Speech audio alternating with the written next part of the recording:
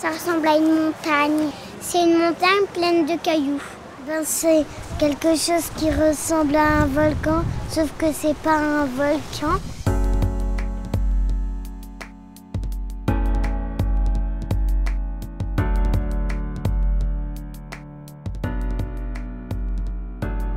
Un milieu diversifié, riche et vraiment plein de surprises. C'est lié à l'enfance et c'est devenu mon métier et une passion. C'est un peu mes racines, c'est un peu mes parents, c'est un peu mes grands-parents, c'est un peu aussi pour mes petits-enfants, c'est un peu ma famille en fait, et c'est mon pays.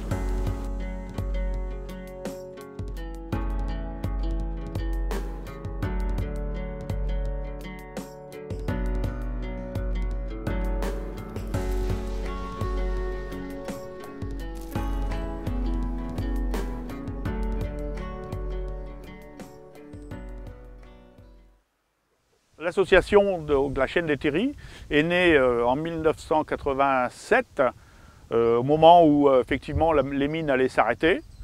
Et puis nous, on a parcouru les terris et on a découvert qu'effectivement il y avait un potentiel magnifique pour l'avenir du bassin minier. En réalité, la chaîne des Terris, c'est la partie visible du bassin minier qu'on peut voir en surface, un peu comme les trous de top qui montrent les galeries qu'on trouve dans le sous-sol. Et ben, les terris, en fait, sont de gigantesques trous de top qu'on peut voir sur le bassin minier depuis la Belgique jusqu'au Béthune, Bruay, etc. Donc c'est bien montrer le territoire qui a été exploité en tant que mine de charbon. Le patrimoine du bassin minier, ce n'est pas que le terri. C'est aussi les carreaux de fosse qui ont été préservés, quelques-uns, les chevalements, les tours d'exploitation qui ont été faites en dernier, les cités minières. Et tout ce patrimoine-là aujourd'hui est mis en valeur grâce à ce label UNESCO, et toutes les collectivités se sont engagées à la fois à en préserver l'essentiel et en préserver l'esprit et à le mettre à disposition des publics qui veulent bien s'intéresser à l'histoire du bassin minier. Alors, on va dire qu'une grosse partie des maisons que vous avez sous les yeux, ce sont des maisons de mineurs. Pourquoi? Eh bien, tout simplement parce qu'on a besoin de beaucoup de main-d'œuvre et cette main-d'œuvre, il faut en fait réussir à la faire rester. Donc pour ça, on va construire des maisons. Les premières maisons, elles datent des années 1820. C'est ce qu'on appelle le coron. Le coron, ce sont de très longues barres de maisons. Donc on peut avoir une centaine de maisons qui sont toutes collées les unes aux autres. Et en fait, c'est un système d'économie. C'est-à-dire que comme elles sont toutes collées, vous allez avoir des économies de matériaux. Le problème de ces maisons, c'est qu'elles sont très lourdes, parce que c'est des grosses barres. On est dans une région où il y a 100 000 km de galeries sous nos pieds. Donc forcément, on va avoir le sol qui va s'affaisser, s'enfoncer. Alors l'association La Chaîne des Terris a décidé de postuler pour avoir un label, qui est le label des CPIE. Ça veut dire Centre Permanent d'Initiative pour l'Environnement. Et on fait partie en fait d'une chaîne de 80 CPIE de toute la France qui sont unis ensemble pour l'éducation à l'environnement, etc. Aujourd'hui, le CPIE a plusieurs fonctions. On accueille à la fois des touristes pour leur montrer quel est ce patrimoine biologique, environnemental, historique. Et puis, on a une autre fonction aussi, c'est qu'on accueille beaucoup de scolaires, des tout petits de maternelle jusqu'aux grands de lycée. Et on accueille beaucoup de stagiaires également d'université. Alors au niveau des activités pédagogiques, en fait, on a des activités adaptées à chaque niveau et à chaque âge, en fait.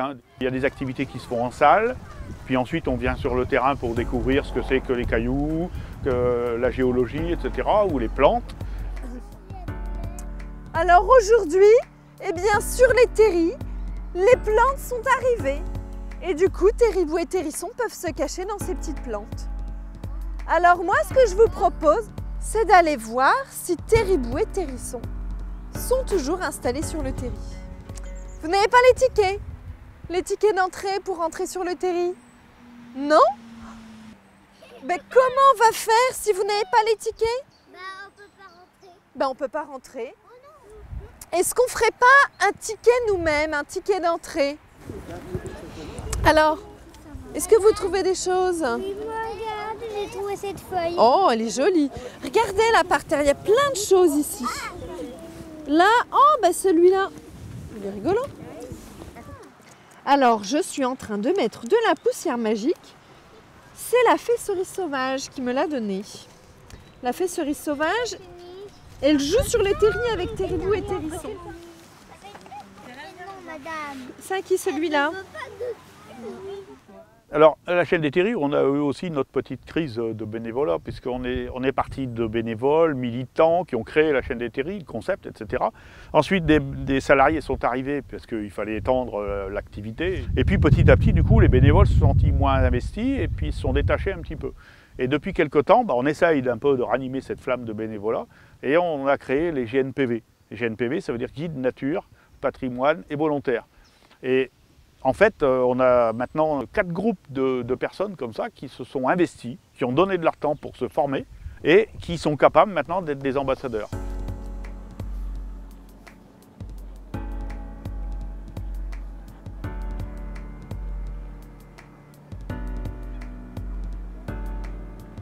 En fait, on utilise une ampoule spéciale, en fait, c'est une lampe à vapeur de mercure. Et du coup, ça attire les papillons. Le papillon, du coup, il arrive, donc on a juste à attendre qu'il vienne se poser sur le drap, on le capture et on l'identifie. À votre avis, combien d'espèces de papillons dans le Nord-Pas-de-Calais? Il y en a beaucoup, il y en a plus qu'un, il y en a 500. On est à 732 espèces dans le Nord-Pas-de-Calais. 732. Comment il s'appelle alors?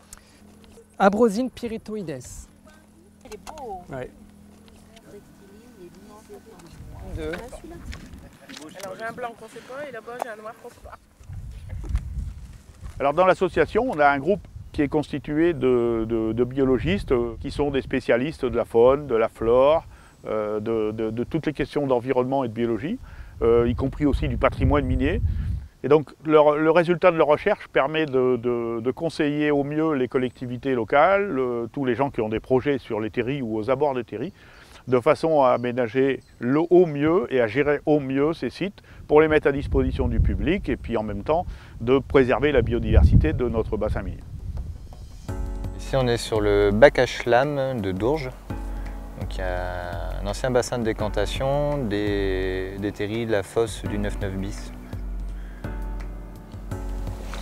Donc on bague sous l'égide du Muséum d'histoire naturelle et du service CRBPO, le Centre de recherche sur la biologie des populations d'oiseaux.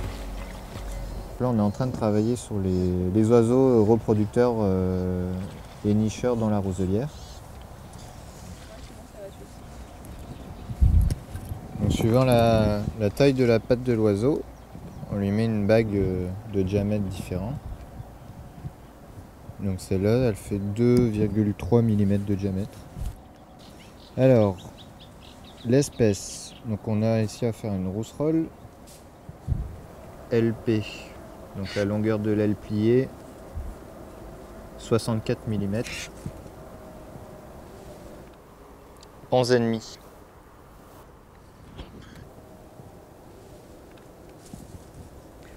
Alors la réappropriation du territoire, c'est faire en sorte que les habitants se disent les terris, c'est chez nous, les carreaux de fosse, c'est chez nous. Tous ces espaces étaient privatisés avant par les houillères, donc il y a des endroits qui étaient interdits. Et aujourd'hui, tous ces espaces sont reconquis par l'ensemble de la population. Alors aujourd'hui, les perspectives navires des terris, d'une part, devenir effectivement des monuments, parce qu'effectivement, il y a quand même le poids de l'histoire, le poids du travail. Ensuite, les terris sont aussi des lieux maintenant qui sont fréquentés par le public pour toutes sortes d'activités. Ils sont des lieux de loisirs, des lieux d'observation, des lieux de promenade, de sport, etc. Et ils manifestent effectivement d'un paysage qui est maintenant remarquable et qu'on souhaite préserver. On est dans un patrimoine évolutif et on veut voir l'avenir.